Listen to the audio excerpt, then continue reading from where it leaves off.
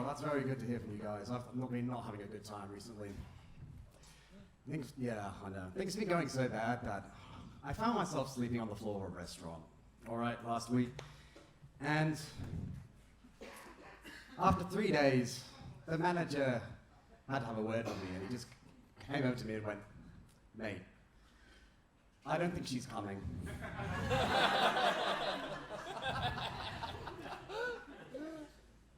Went over to the cemetery the other day. I wanted to pay tribute to our wonderful prime ministers of history. Went over to Bob Hawke's headstone. It said, "Bob Hawke. He loved Australians, and Australians loved him back." That was a very lovely tribute.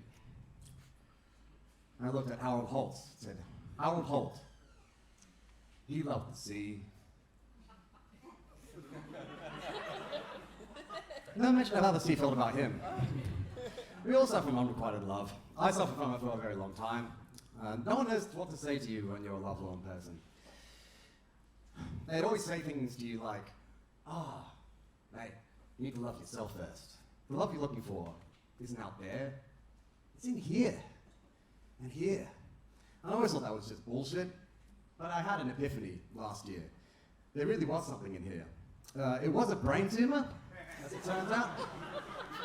Yeah, I know it's an awkward thing to bring up in a short comedy set, but I found that brain surgery is kind of like meth. People tend to understand you more once let me try that again. Brain surgery is like meth. People tend to understand you more once they've realized you've had it. It's all working, right? Okay, that's good.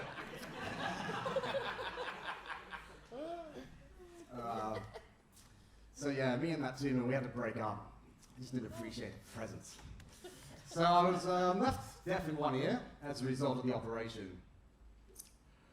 I'm pretty annoyed about all those heartbroken earphones I've thrown away over the years. I can't say.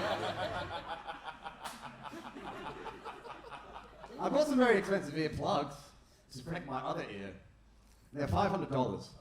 Anything better than spending $500 on a set of earplugs is only being able to use $250 worth of them. But the most annoying thing about it is that I thought, oh, well, I can do stand-up comedy now. I have a shtick.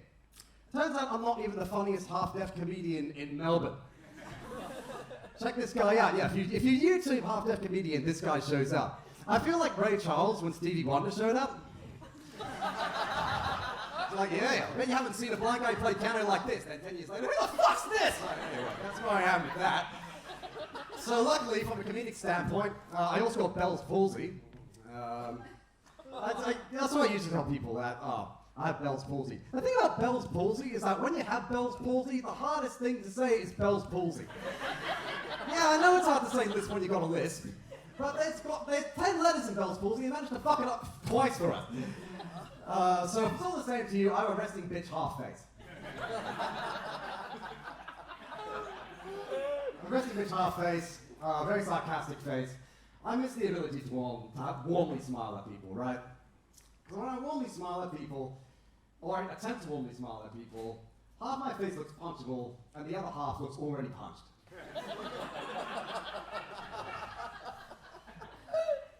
When I was a kid, I was a massive Trekkie, learned how to do that, learned how to do the eyebrow raise. Now I can only do the eyebrow raise.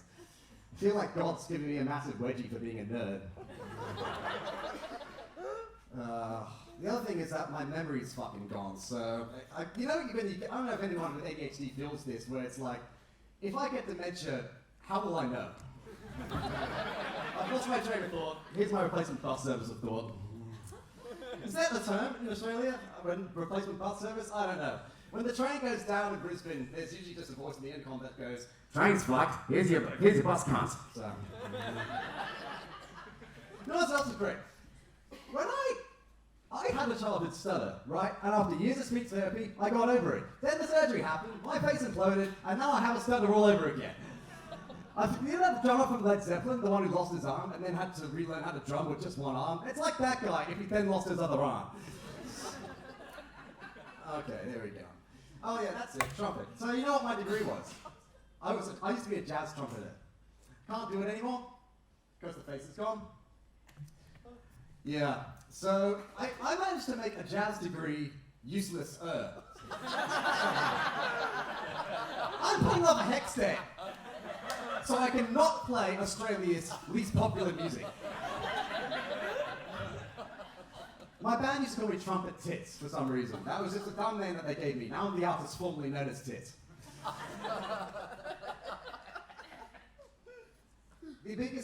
The best paying gigs tended to be the wedding gigs or the Anzac Day gigs. But they were super early in the morning, and sadly, my circadian rhythm is set to reggae. So I tended to miss them. And I believe in the trumpet parlance, that's what's known as abandoning your last post. Oh, I'm not doing that one again. One! There we go. Okay, that's right.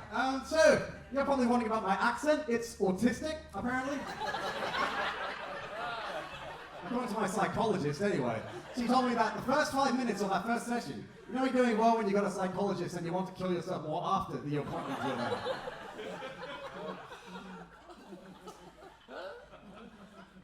You know what's great?